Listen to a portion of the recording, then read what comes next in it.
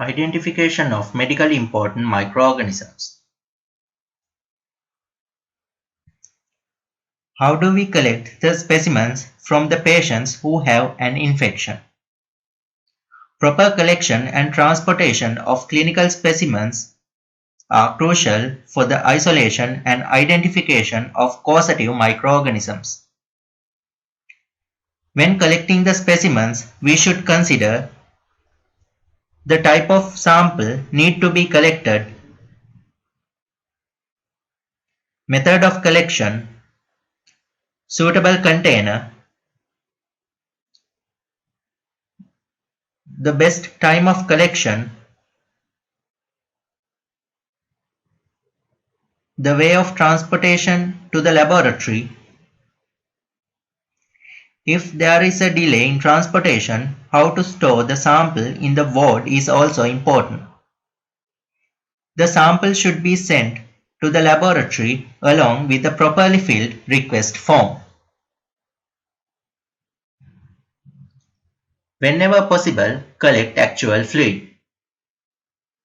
When soaps are collected, the soaps absorb only small quantities and they are unfriendly for even transportation. Always collect adequate volumes of the sample. And also, you should know the number of consecutive samples need to be sent to the laboratory if any. Optimally, clinical specimens should be obtained at the acute phase before antimicrobial therapy.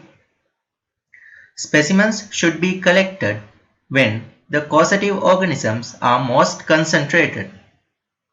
For an example, sample of sputum and urine are collected early in the morning.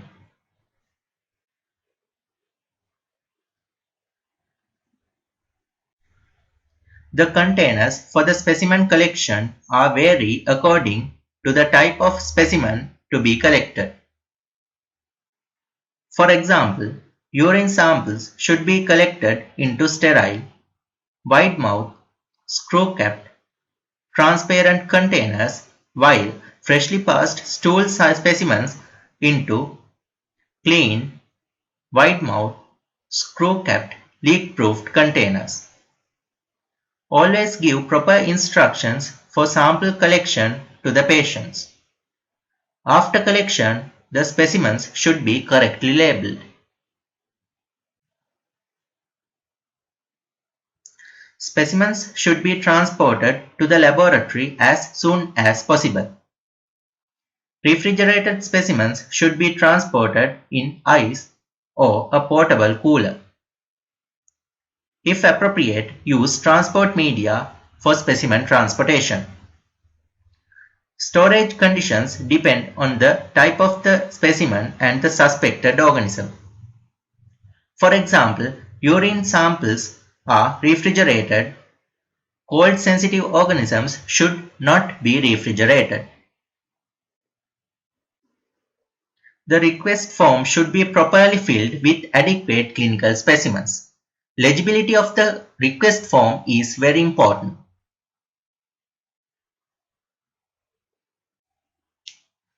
Let's move into laboratory identification of medically important microorganisms.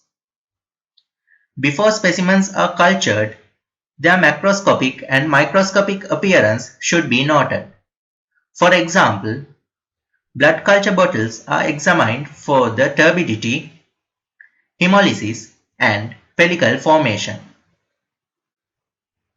For urine, its color and turbidity are noted. For sputum, it is examined whether it is mucoid, purulent, salivary, or blood stained.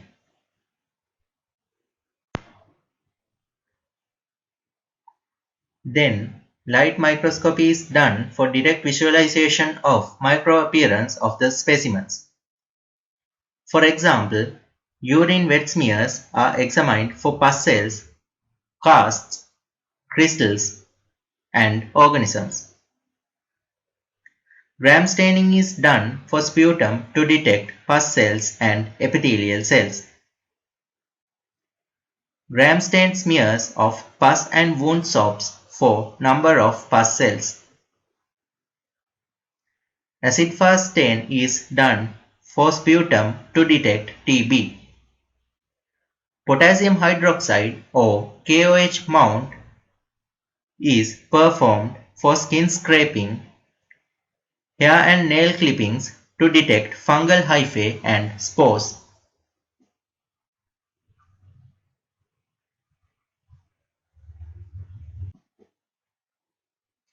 These are some microscopic images: gram staining, KOH mount, acid-fast stain and dark ground microscopy. The specimens are cultured on blood agar, chocolate agar and McConkey agar for the isolation of causative bacteria. To isolate fungal species from the specimens, specimens are cultured on Sabarots dextrose agar medium.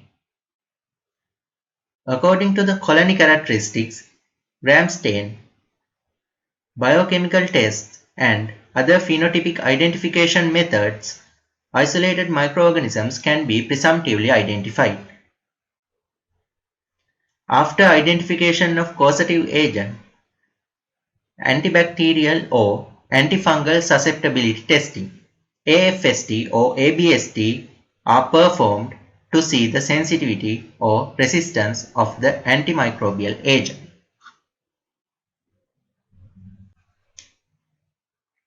Viruses can be harvested in cell cultures, animal inoculation and inoculation into embryonated egg.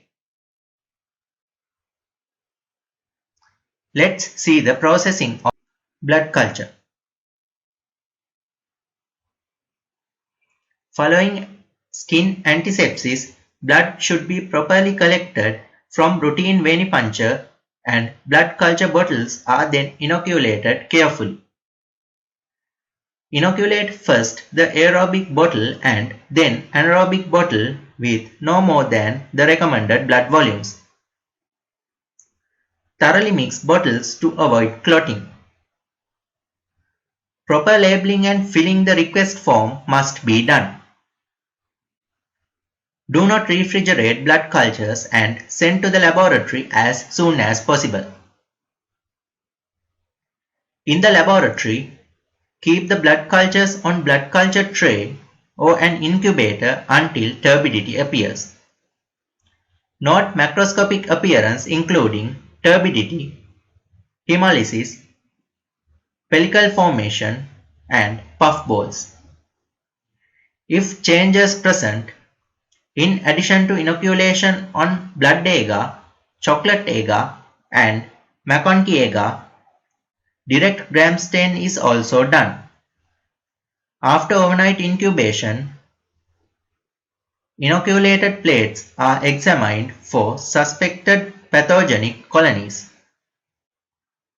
If growth is present, do the ABST for the causative agents. Next, let's move into urine culture. Urine specimens are cultured on clad agar using the standard wire loop that can bear 1 microliter volume of urine. Streak at right angle to produce mat of growth. Following overnight incubation, inspect for bacterial growth.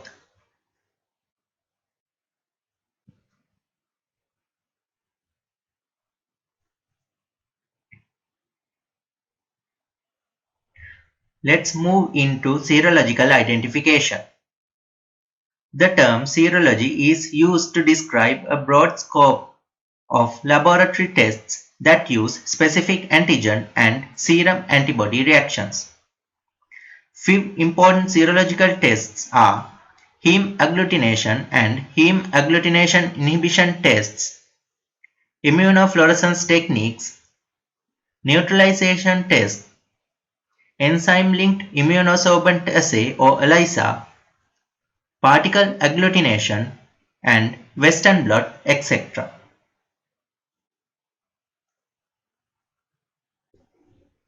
Heme agglutination. Heme agglutination is demonstrated either using red blood cells or latex beads as the carrier, which increase agglutination visibly, hence sensitivity.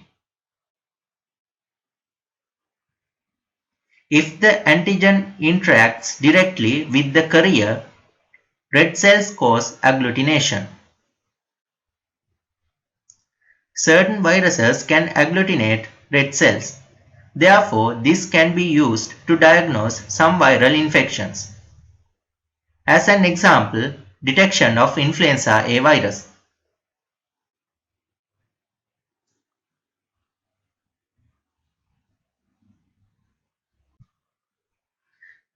The specimens are cultured on blood agar, chocolate agar, and McConkey agar for the isolation of causative bacteria. To isolate fungal species from the specimens, specimens are cultured on Sabarots dextrose agar medium. According to the colony characteristics, Gram stain, biochemical tests, and other phenotypic identification methods, isolated microorganisms can be presumptively identified. After enzyme-linked immunosorbent assay or ELISA. It is a biochemical technique used mainly in immunology to detect the presence of an antibody or an antigen in a sample. This is mainly two types as direct and indirect. Antigen or antibody is coated on a solid phase. A specific antibody tagged with an enzyme is used as an indicator system to detect antigen or antibodies in serum. A substrate specific for the enzyme is then used to develop a color reaction which can be read by naked eye or by ELISA reader. In indirect ELISA, a labeled secondary antibody is used for detection and is the most popular format for ELISA.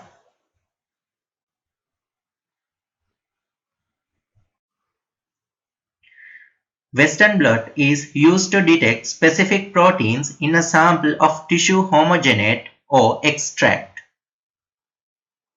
It is used as the confirmatory test for HIV, hepatitis B, and herpes simplex 2 virus.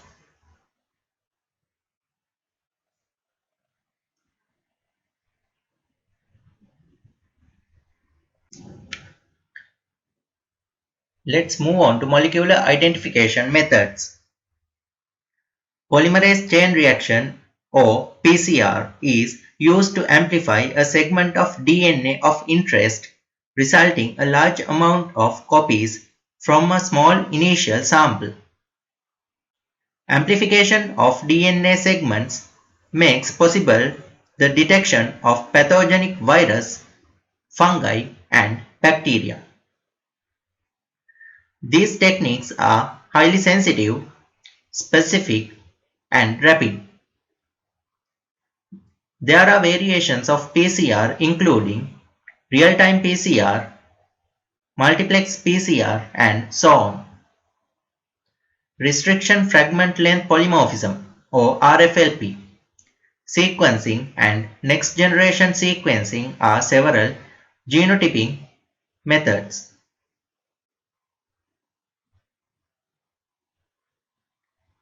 These identification methods can be used to detect unculturable organisms in clinical specimens. For example, HIV, tuberculosis, and hepatitis B virus. Blood culture.